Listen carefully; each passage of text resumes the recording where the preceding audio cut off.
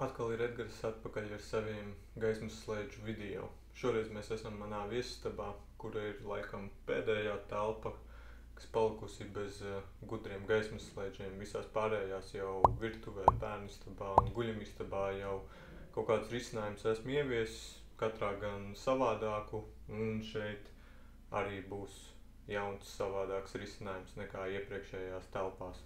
Šeit man ir divi slēdži. Neprasiet, kāpēc ir divi slēdži, bet man gaisma sadalīta divās zonās, un tad katrai zonai man arī būs gudrais relejs. Šoreiz izmantošu šo Sonoff mazo, manuprāt, mazākais no viņu piedāvātajiem, kas ir patiešām maziņš, ko var ievietot aiz paša slēdža, un vecos slēdžus arī izmantot, lai turpinātu gaismu ieslēgt, izslēgt, kā arī tad varēs papildus ar telefonu, balss asistentu, kontrolēt savu gaismu. Šis Sonoff relejs arī ir īpašs ar kaut ko, kāpēc arī ilgāku laiku nebiju savā viesistabā pārveidojis slēdžus par gudrajiem slēdžiem, jo man bija viena problēma.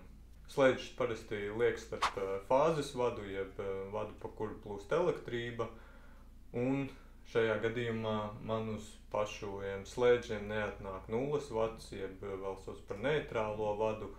Kā rezultātā parastos relejus gudros nevarēja ielikt, jo viņiem arī ir kā citām elektroiekārtām nepieciešams gan fāzes vats, gan 0 vats, bet Sonoffam ir arī šādi releji, kuriem nav nepieciešams 0 vats, viņi var strādāt tikai ar fāzes vadu.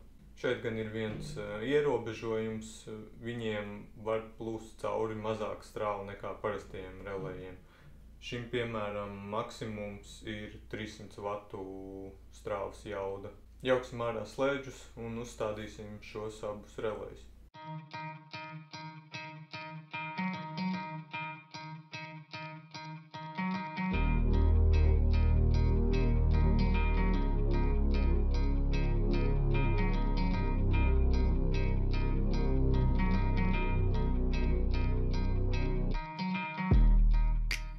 Viss ir savienots kopā, abi slēdži pievienot pie relejiem un releji tad tālāk pie gaismām. Viss arī jau pārbaudīju strādā kopā, bet, protams, no manis nevajadzētu ņemt piemēru, es tikai parādu, kā es to daru.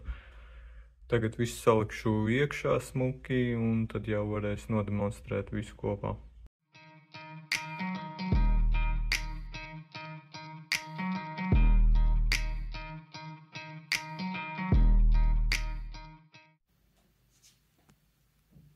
Viss atpakaļ smuki salikts, tagad gaismas ieslēgtas, tagad varam viņas izslēgt, ieslēgt tāpatās, un tad, protams, varam to arī izdarīt no savu telefonu, vienu un otru.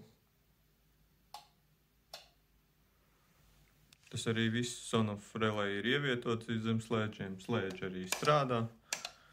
Tā kā var domāt tālāk par nākamajiem projektiem ar viedo māju.